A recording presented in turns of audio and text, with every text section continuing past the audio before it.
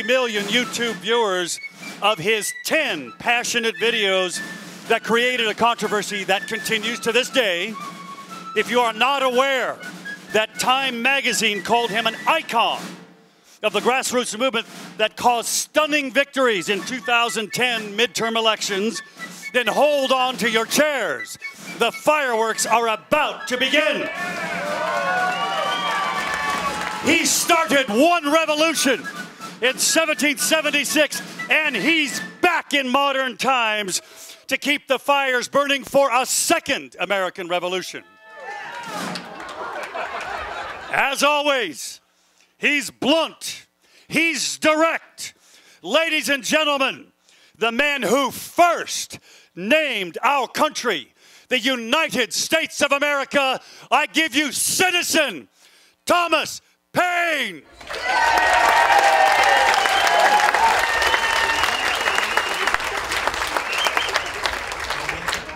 Thank you, Jeff.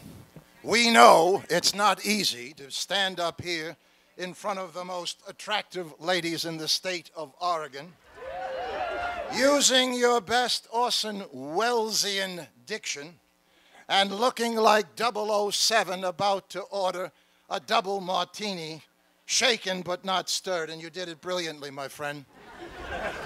I also think it's a great moment of appreciation to a man who has brought a great deal of color to this event, and that is Senate Majority Leader Harry Reid, for having the gratitude to pose for the pink elephant pig behind us over your left shoulder. Harry, it is a stunning likeness.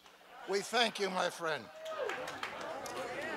My friends, the time for talk is over. You've heard all the speeches. You know what's at stake. There is only one question for patriotic Americans in this country now.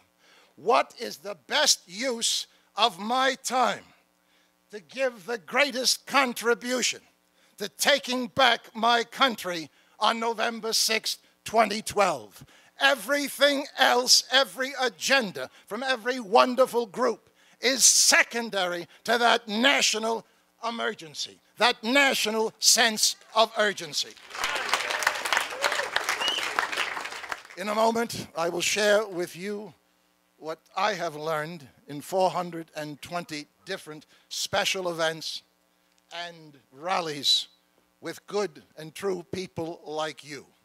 And I am proud once again to be under this tent with America's newest, greatest generation. You, give yourself a hand for the contributions you are making.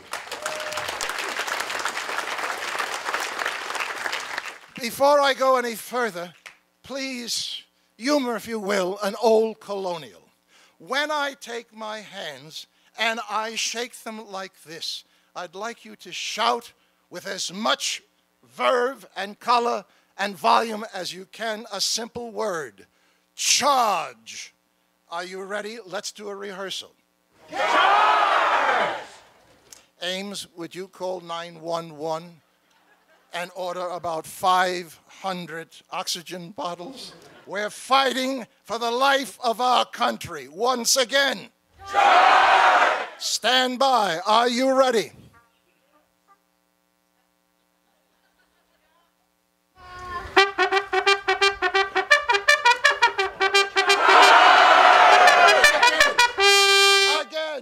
Again.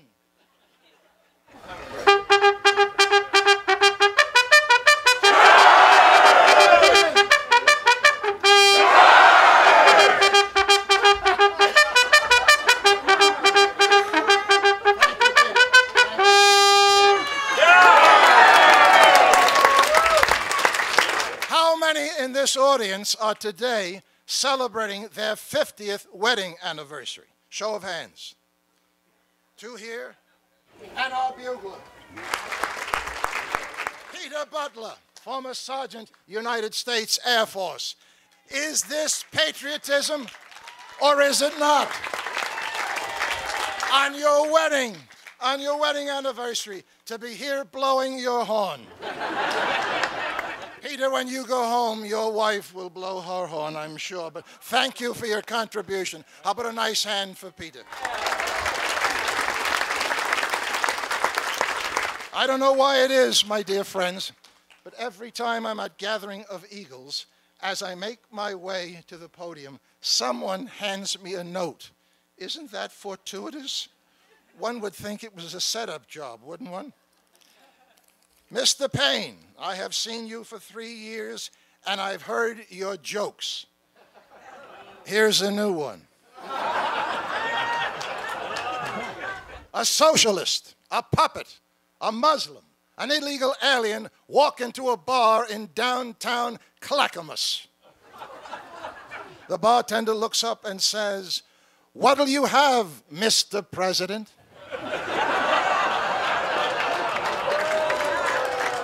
Whoa! Make no mistake, my friend.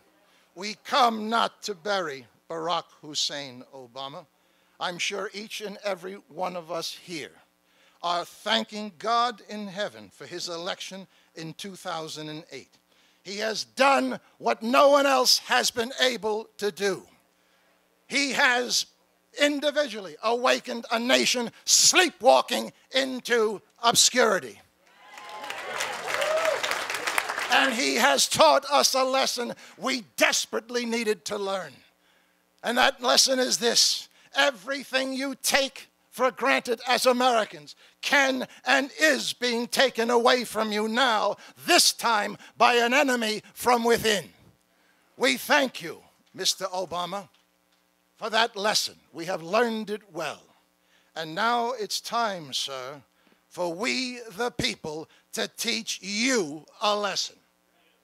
From the moment you took office, you turned your back on the voice of the majority. Well, sir, now hear our roar. Yeah. To every... That wasn't your wife, was it, Peter? Hear our roar to every man, woman, and child in this audience, and the millions more who will see this on the internet. You've got to answer this question now if you still believe in your country, if you still believe you have the opportunity to turn all of this nonsense around. A simple question. Shout it out with either a yes or no. Are you ready? Yes! To put, you didn't even know what I was going to say. You're of a very giving nature. Maybe I ought to pass the collection plate that you're in that attitude. Are you ready, my friends, to put your life on hold, to pay any price, to suffer any inconvenience, to join the most important rescue mission of the 21st century and become part of producing the largest voter turnout in history? And 94 days from now, 94 days, restore America, reason, common sense, respect for our Constitution, and put a real American in the White House. Yeah! How do we do that? What are the specifics? I'm going to suggest step number one. You cannot lead a divided nation by being divided among yourselves. Conservatives say, Mr. Romney is not conservative enough. Republicans are trying to distance themselves from conservatives and the Tea Party. The Tea Party is having internal political differences with one another. And many of the 40% of independents, 40%, have indicated they will not go to the polls. They would rather stay home and watch reruns of Life with the Kardashians. Or as conscious people call that show, the end of rational life on the planet.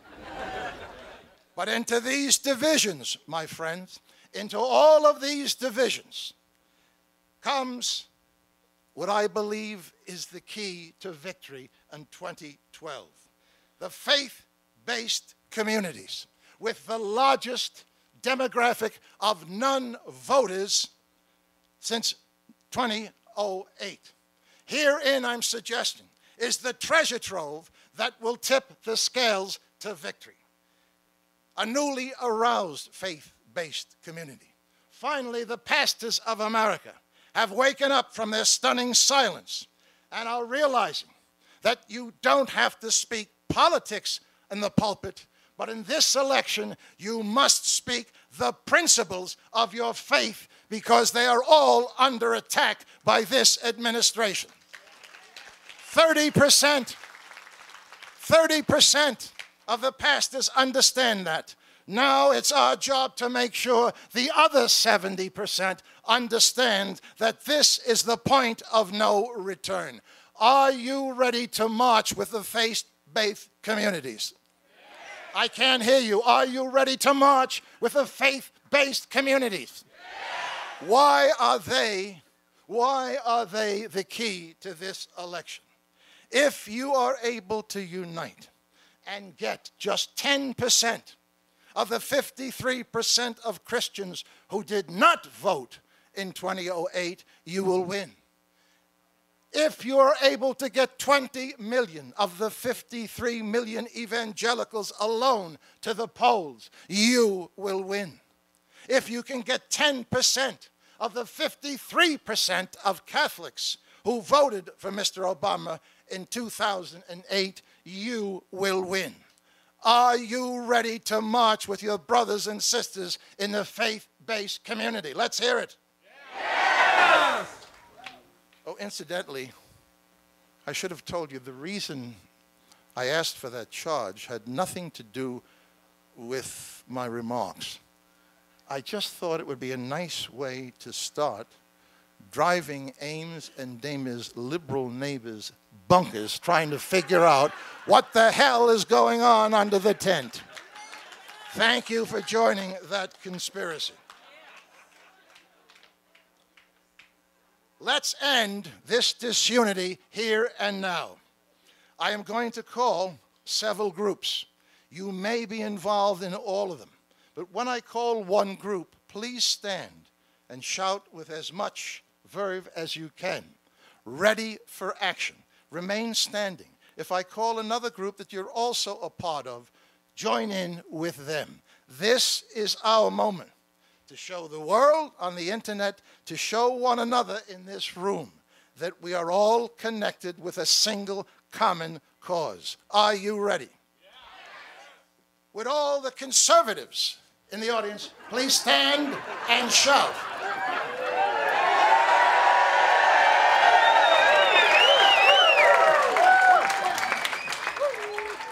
All the members of the Tea Party and the Liberty grassroots groups like 9/12 and Americans for Prosperity, please stand and shout, ready for action. Go. Ready for action. Would all independent voters please stand and shout, go. Ready for action. Democrats for common sense. Well, we'll have to work on that group with our recruiting policies. Please remain standing. Grab someone's hand to the right or left of you. Hold it high over your head. Is this touchy-feely California stuff? No. We all need symbols. And in a few moments, you'll hear the greatest single ever produced in this country from a very special voice. We all need to look around this room. We come from different groups. There are 47 of you who have your booths. Imagine what would happen if all 47 of you met under one roof and said, our sense of urgency is to turn out the largest vote in history. How can we help one another to do that? That's all that has to happen, and you will win. On the count of 2, stop traffic on the I-5 and shout, united we stand. 1, 2, hit it. United we stand. Can't hear you in Portland. 1, 2, hit it again. United we stand. Pick out 3 strangers, give them a high five, and tell them, let's get it done. Go.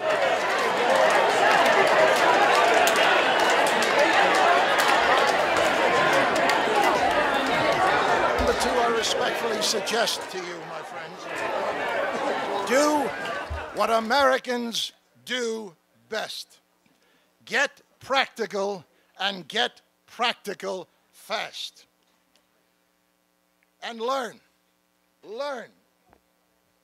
the lesson of the Wisconsin recall vote. The turnpike of history is white with the tombstones of republics who have failed to understand this part of human nature.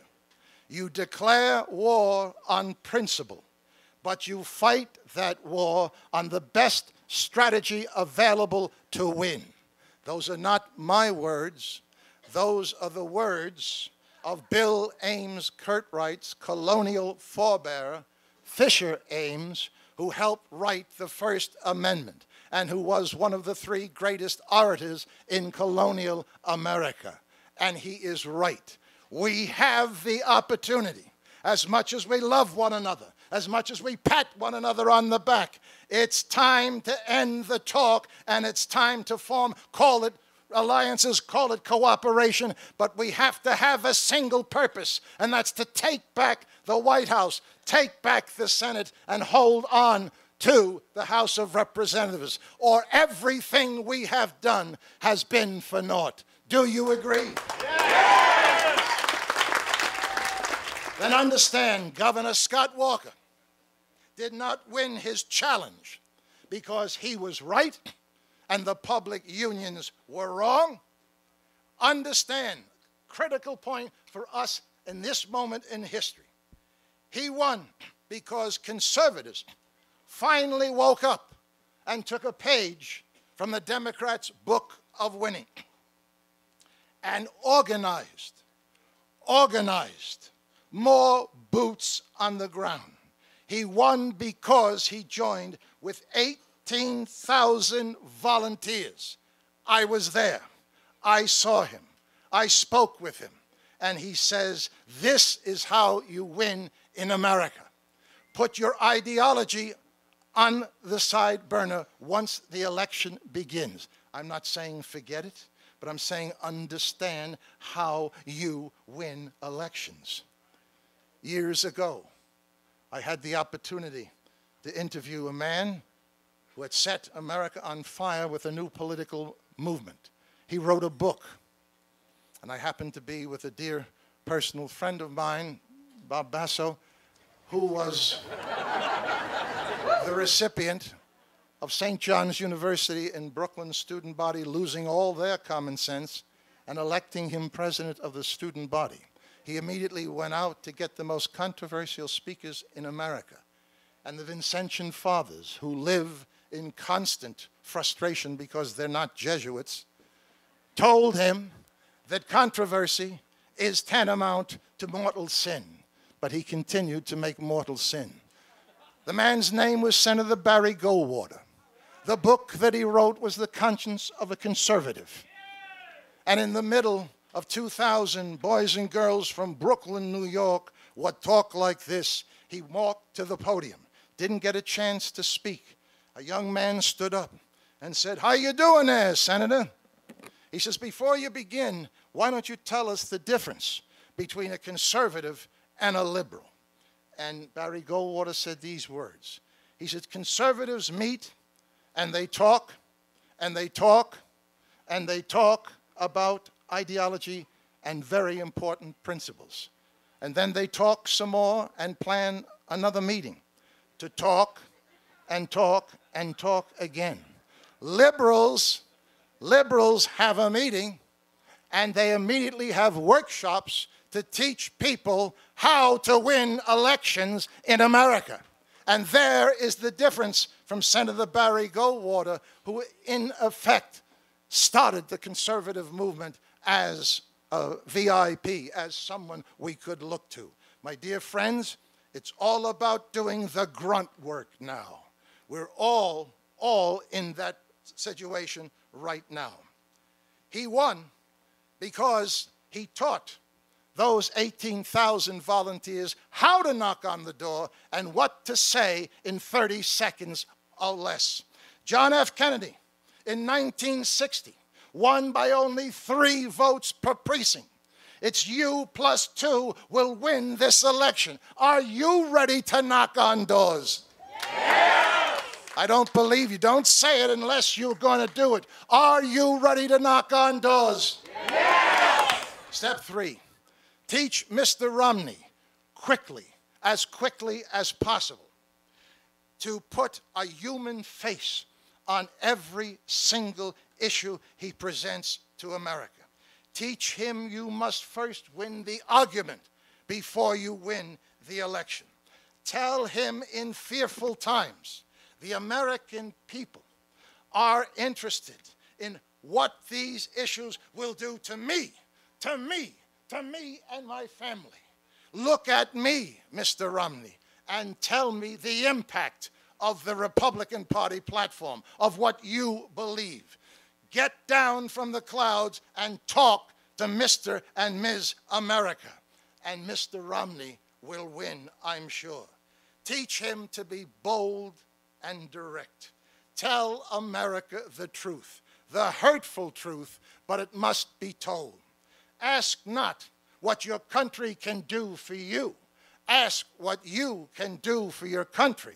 Has been replaced by a new minority culture that says, and the majority of Americans have acquiesced, a new culture that says, give me, give me, give me, you owe me.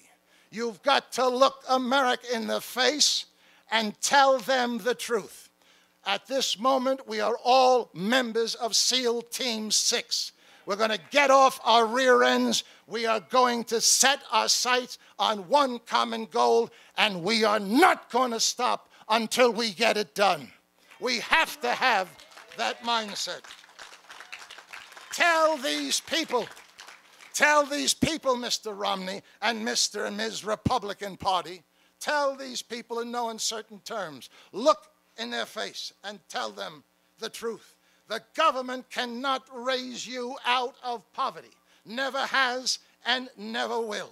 The government can only make you more parasitic, more unproductive, more dependent. Only your act of will to lead a self-directed life and to understand you've got to finish school, you've got to go for a trade, you've got to go for a profession, and most importantly, you've got to excite your pastors in every community to preach this message with as much vehemence as possible. You must reconstitute the basic unit of society, the American family, and you must teach husbands not to leave their wives and children. If you can't commit to this, nothing we do, nothing that government will do will bring us back to the original founding fathers' idea of who we are and what individual responsibility is all about. It's the touchstone of American principles. We have to be blunt and direct. Ironically, at the most critical time in our nation, we've got to tell our politicians to stop talking politics. We've got to tell our politicians that it's time that America erased their hyphens. White hyphen America, black hyphen America, Latino hyphen America, gay and lesbian hyphen America. What's next? Half Italian, part Jewish, one-third Lithuanian on my mother's side, hyphen America.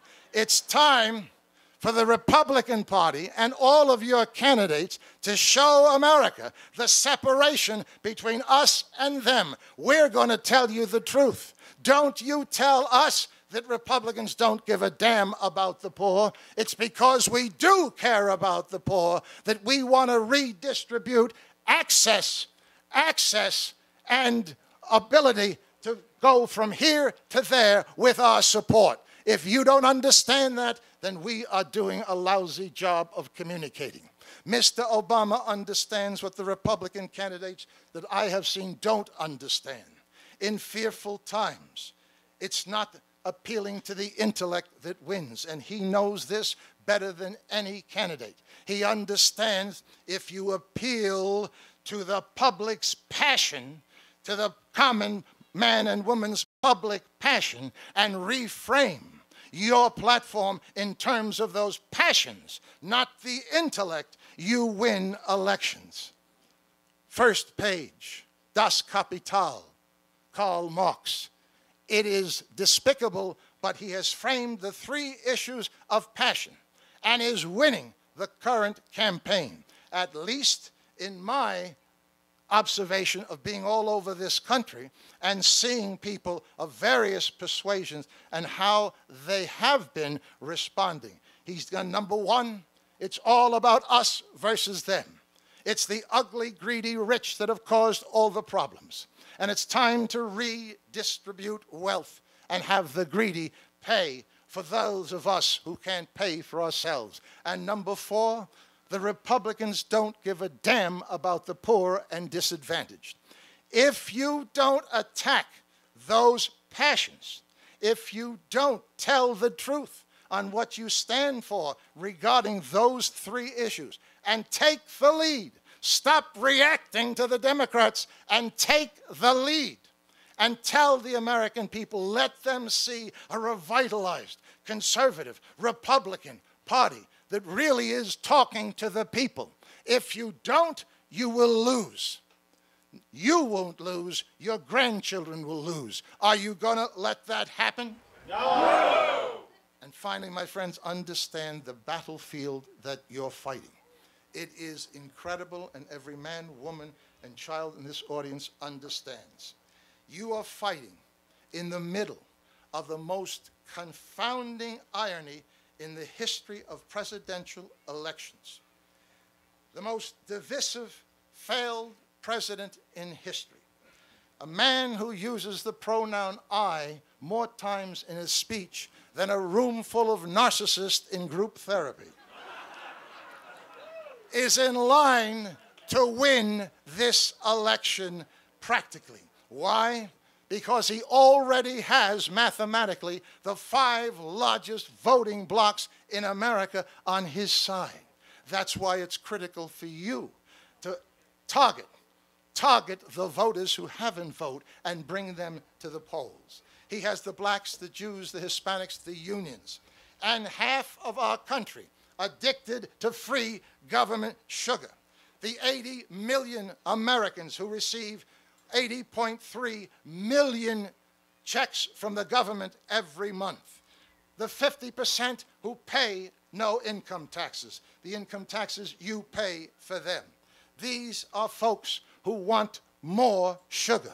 And Barack Hussein Obama is the candy man. How do you face this people and say, by cutting welfare, by cutting these programs, we're going to make it better for you?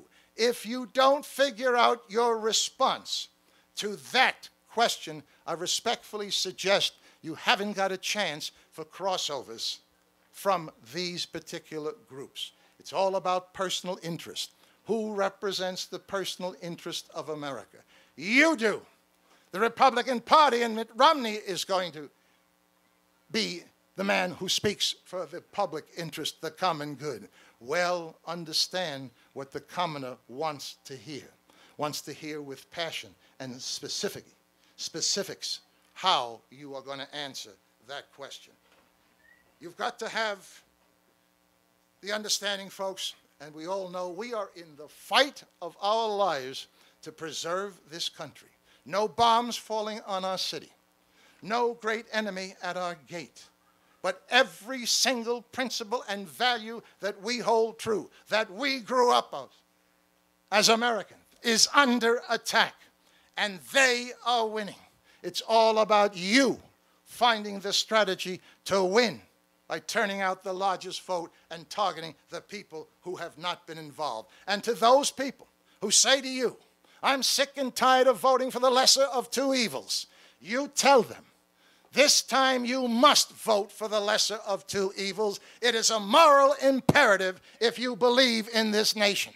Stand up and speak the truth.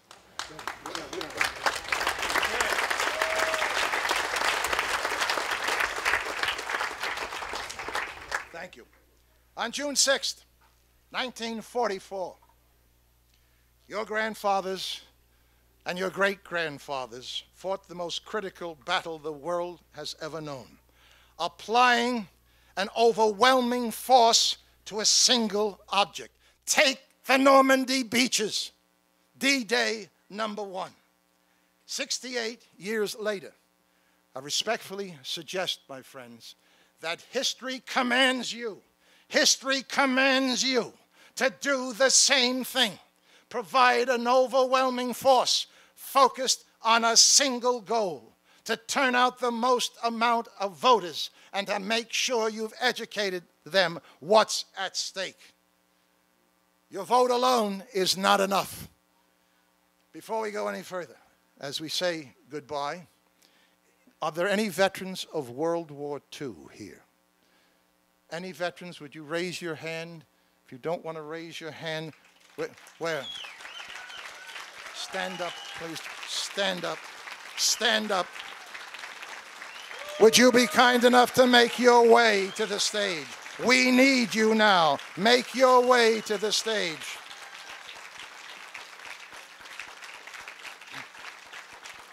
"68 years ago, don't tell me about the impossibility of what you have to do. 68 years ago, these two gentlemen, whose names we'll find out in a moment, joined 14 million others of your grandmothers and grandfathers and fought the greatest fight for freedom in the history of the world." Sir, would you join us on the stage? And may we have 2 chairs? We need one more chair. There's one more coming in. Thomas. Have a seat. Have a seat, sir. One more chair. Tom, you'll take care of these gentlemen. Right. These men and women of World War II, you've got a problem.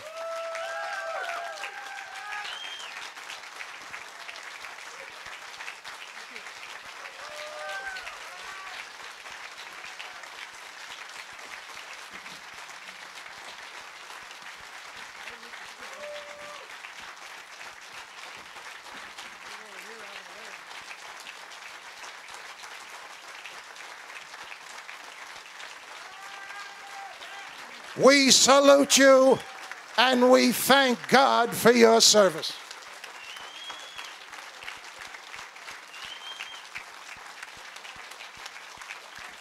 I'm calling. We have one more who's in the back. Who cannot come. Zucker?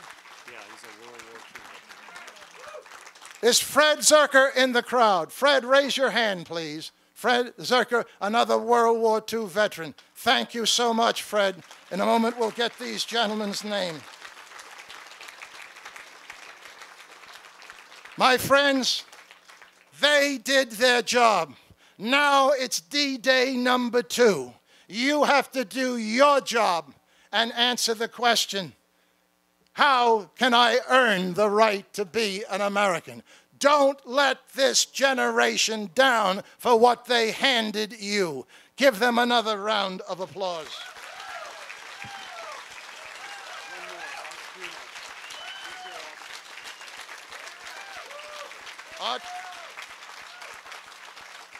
Art Crino. Art Crino, can we have a microphone that works, please? Art Crino. Where are you, Art? He went to the where?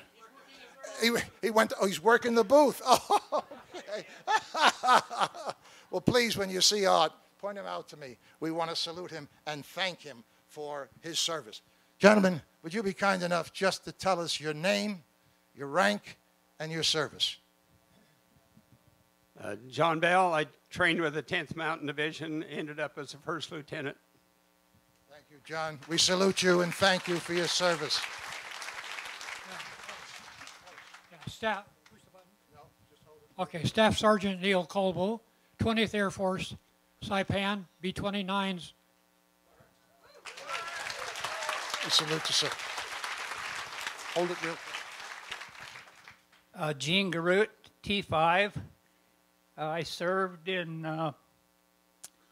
Hollandia, New Guinea, and in the Philippines.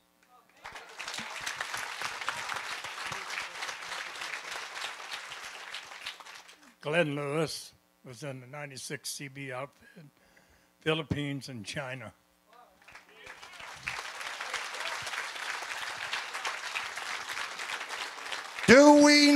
any more rallies? Do we need any more inspiration?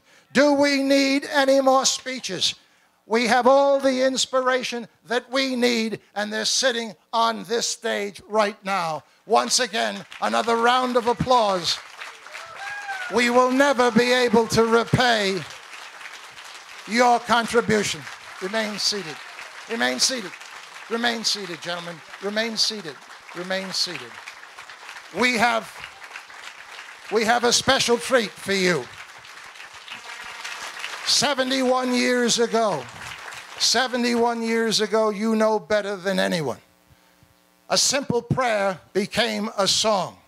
And that song motivated a nation that when bombs fell on Pearl Harbor, we were the 19th standing army in the world with only 275,000 men, 45% of them marching with wooden rifles.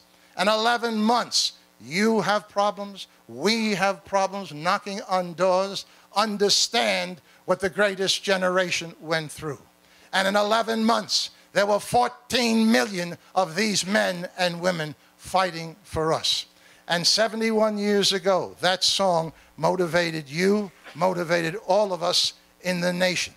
We need that song today more than at any time in the last 50 years. Ladies and gentlemen, international opera and concert star and Ms. Senior California, Paula Swornay.